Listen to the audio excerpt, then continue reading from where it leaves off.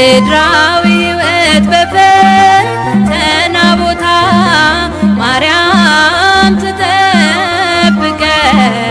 እጆቿን ዘርግታ ድንግል ትጠብቀን እጆቿን ዘርግታ